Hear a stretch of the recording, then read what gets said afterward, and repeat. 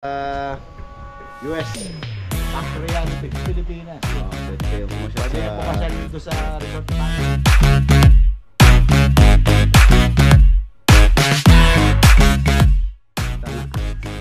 Hinanap po natin siya ng artist ng mga dalawang tayo ng permanenteng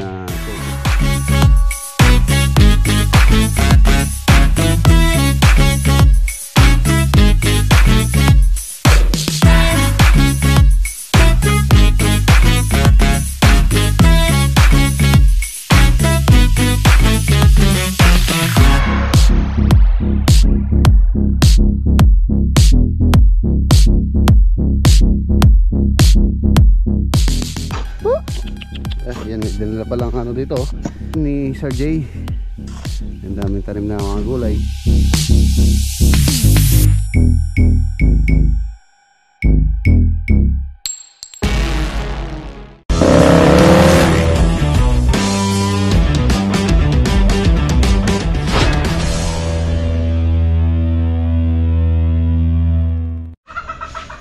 Good morning, mga boss, welcome back po muli dito sa ating channel.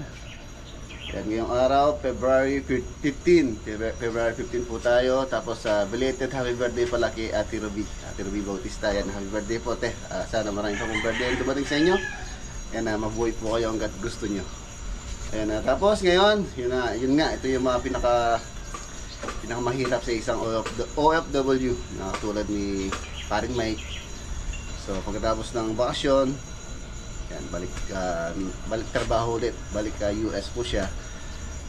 Bale yung mag-aatid po sa kanya ngayon si paring John Toy tsaka yung kanyang pamilya. So yun, ito yung pinakamahirap na hindi ko pa naranasan, pero sa aking feeling, yung feeling na may hiwalay ka sa pamilya mo na matagal, napakahirap. Yan pare, ingat ka lagi dyan sa US. Pagka may kailangan ka, may problema, nandito lang kami mga kumpare mo, mga kaibigan mo. Yan. So let's go. Yan mga boss, nandito na tayo sa Big Mike Farm.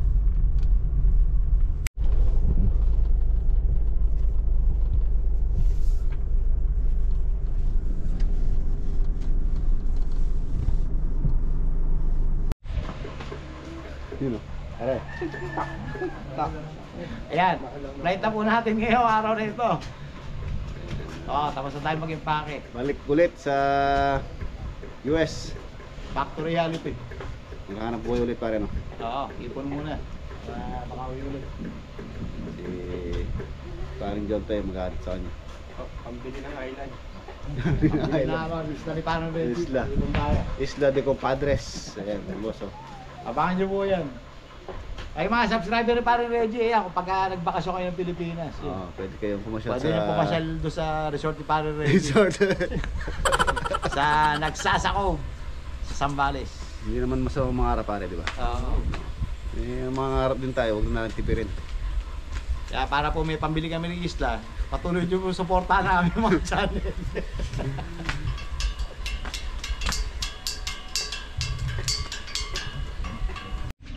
Yun o, mabang pare. Pare, ingat. Maraming salamat. Yan, yung Ay, bala mga sa dati mo subscriber Parang Reggie. Maraming salamat sa inyo. Salamat sa suporta. Sabi magkakumpare. Kita-kita po ulit tayo. Pero kang iyak mamaya ha?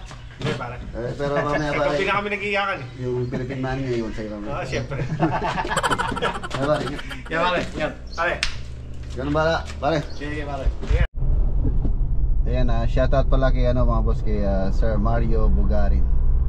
Ayan, papunta na po tayo sa sa Magalang project. Yung po nga ginagawa nilang maliit na kwarto rito para sa magiging bahay ng caretaker ni Sir Jay. Tapos mamaya titingnan din natin si Hero. Tingnan natin kung kailan po siya matatapos, dahil kailangan po talaga natin yung sasakyan. Tapos didiretso tayo ng San Simon project. Update po tayo doon. Tingnan natin yung progress ng project doon. So yan, let's go. Ayan, nandito na po tayo dito sa Magalang, Pampanga. Gustuhin lang po natin yung mga tropa natin gumagawa rito, kung ano na yung naging progress ng kanilang ginagawa. Yan, shout out kay Kuya Jay tsaka kay Sir Marlon. Dulong-dulo po yung farm ni Kuya Marlon. Ay, Kuya Marlon tuloy. Kuya Jay. Dito na lang siguro yung sakyan. Wala naman napapasok dito. Okay, dito na lang tayo.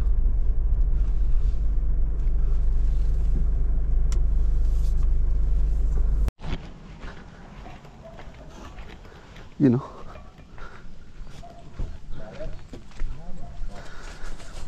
Good morning, good morning. Ba. Labas ng tanse. Ayan, ayun na siya. Oh. Ito na siya na ano.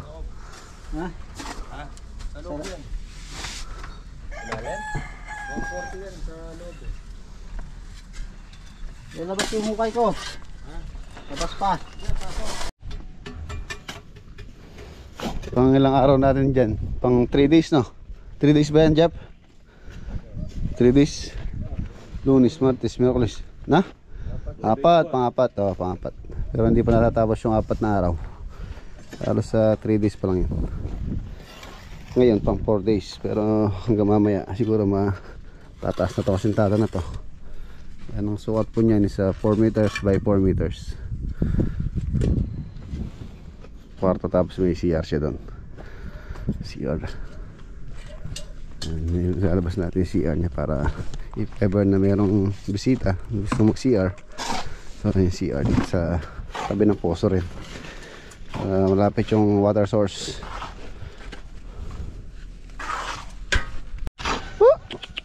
Yan, may dinala palang ano dito, mga papi, tuta, lulan eh.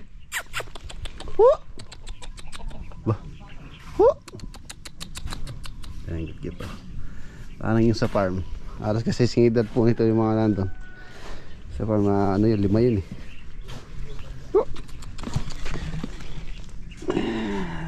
Lalaki. Yung pa yung dalawa, puti. Ang tama, meron silang ano dito, bantay. Ito po yung farm ni Sir Jay. Ang daming tanim na mga gulay.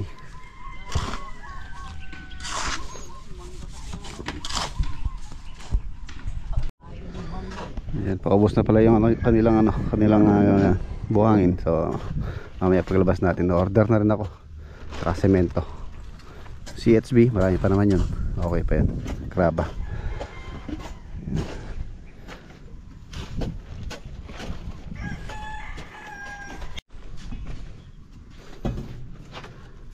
Ayan na yung elevation ng ating bintana. Inakat po natin siya ng atis ng mga 2 hollow blocks. Elevated siya.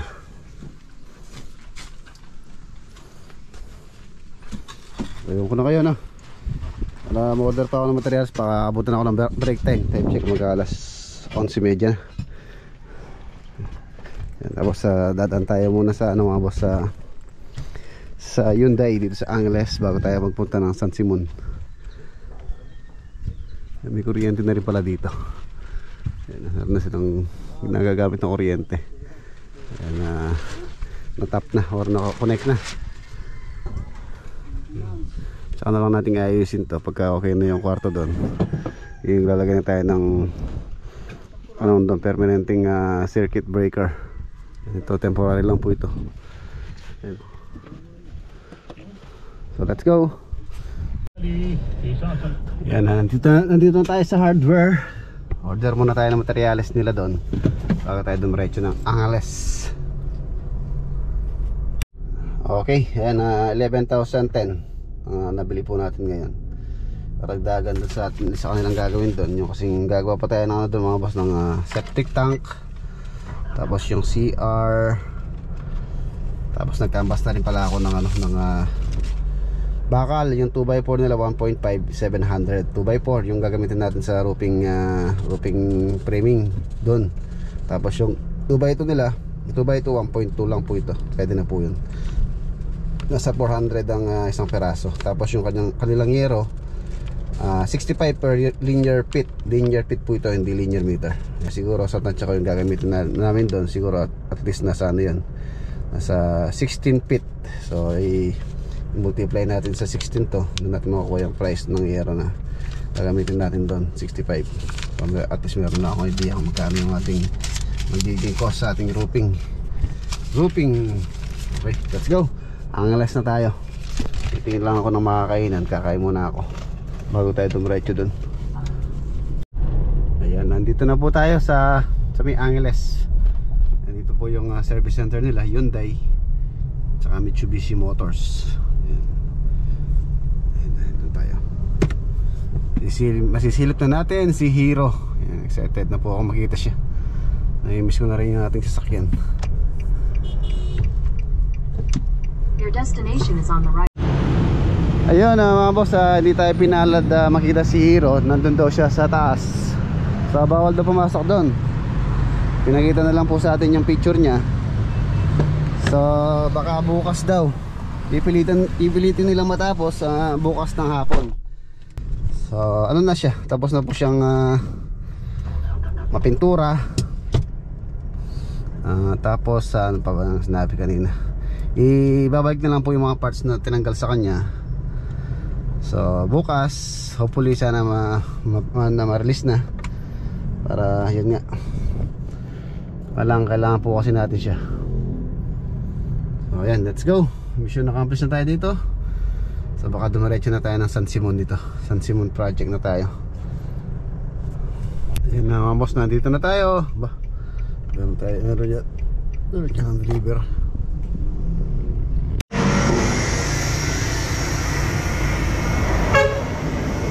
Ito na pala yung order namin mga boss, yung steel deck.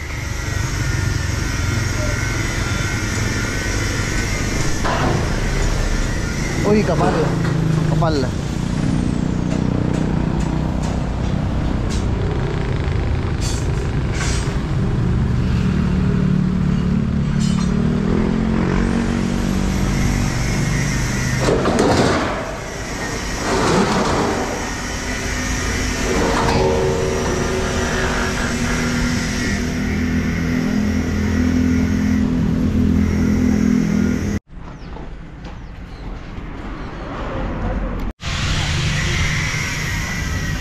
Ito na po yung ating steel deck, web deck. Kapal po niya is 1.0. Kapal niya. Ay, bigat. Para matibay. Tapos yung pong beam dito. Ayan na, naglagay tayo ng karagdagang beam. Kasi yung pong beam niya, yung bakal niya, rebar niya tama, pero yung size niya is alanganin yung size niya. Hindi siya design para sa second floor or slab. So yan, dadagdagan po natin siya sa ilalim. Tapos ilalaparan pa natin yung beam. Ilalagyan natin ng ties, tulad ng binalutan natin ng ties. Tapos nagdagdag tayo sa ilalim ng beam. Tapos ilalagyan po natin siya ng canopy dito. Halos kapantay nitong ano na to, itong kanyang naka-oscillate dito, para lalo siyang tumibay. Ayan o, chichiping sila doon para sa karagdagang beam support. Medyo ano nga po yung ano niya, yung beam niya, hindi siya purpose para sa slab. Tapos yung beam nitong bahay, yung existing, kung mapansin nyo, napakanipis dito. Ito manipis o, halos nasa ano lang to, siguro nasa 5 inches. Tapos yung kanyang mga bakal, mga stira, bakat na bakat. Hindi nila nilagyan ng spacer nung binuhusan nila. So ayan, mga lawang na yung iba. Siguro pag-imenturahan na lang natin to para hindi kainin ng kalawang. Ayan, manipis siya. Ito, titibay na po yan. Nasa 20 cm na yung ating pinaka-beam. Tapos tagan natin ng steel deck, yung makapal na steel decking. Yan. As you can see dito, wala pa rin pinagbago. Pinag-focus ko muna sila dito dahil medyo maano rin po yung bubusan natin dito. Simula from here, simula dito hanggang doon, paikot hanggang doon. Iikot po siya sa bahay. Ayan.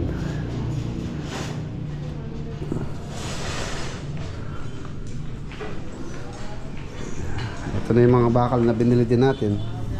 16mm. Ayan, 16. Mga iladagdag nating mga beam. 10mm. Mga ties. Tapos yung pang rebar natin sa kanyang steel decking sa ating slab. Ayan yung mga beam na idadagdag natin.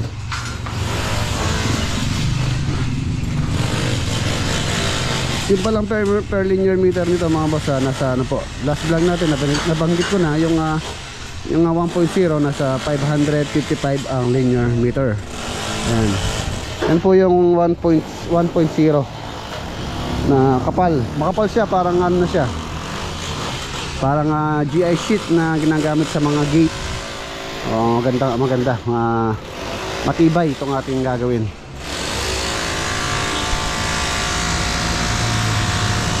Ayan, filter ng pagbuhos.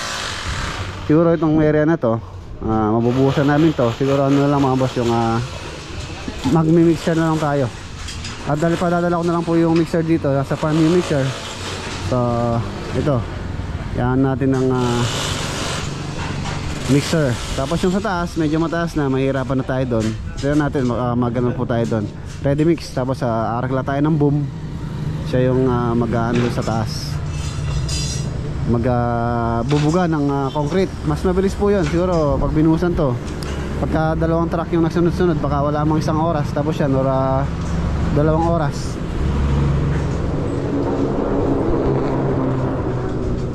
Dito maluwang naman po yung area. Pwede tayo mag-stock ng ano dito, ng ating mga buhangin graba.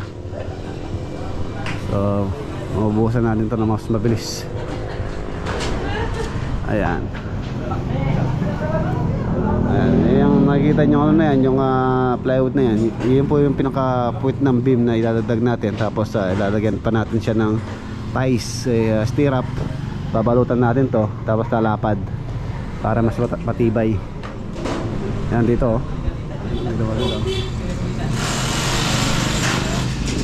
Nakahang pa naman to.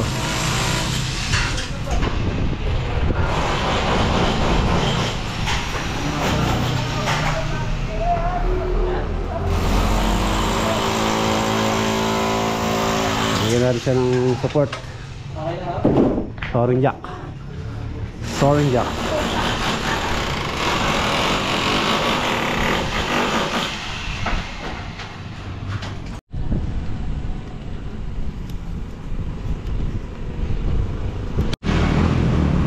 Ayan na mga boss, ongoing yung kanilang pag-perform works, rebar, yung paglalagay ng support dito sa beam.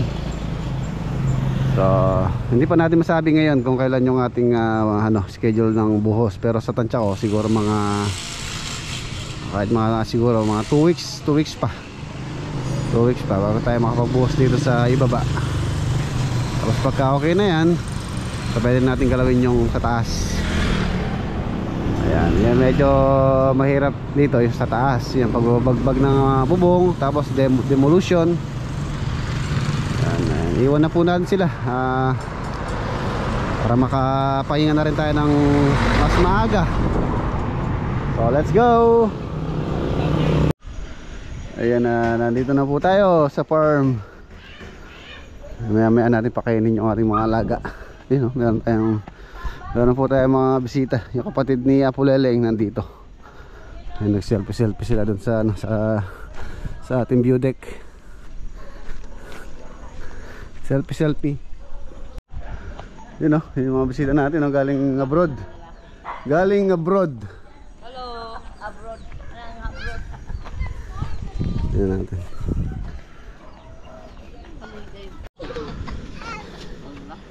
Mga kapatid.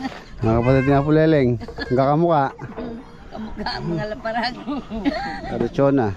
Ni Roger pa. Shirley. Sukar. Oh. Inom na tayo, inom. Inom. mo may tagayong na. Anong taga na tuba? Dala tuba? Wala ito ba? Ang kadugay na nun abot. Sus, Ginoo. Wala nang tuba. Wala ito ba? Wala na nananggot sa. Dite.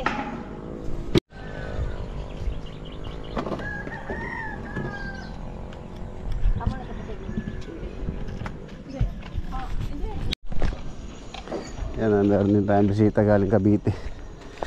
Asawa ni, ano, yung pong kapatid ni Mrs. Si Boss Jomar. Kamusta yung biyahe? Ano? Kamusta? Si, ano kasi yung pangalan channel mo? Boss J Explore. Jomar, no? Boss J Explore. Boss J Explore.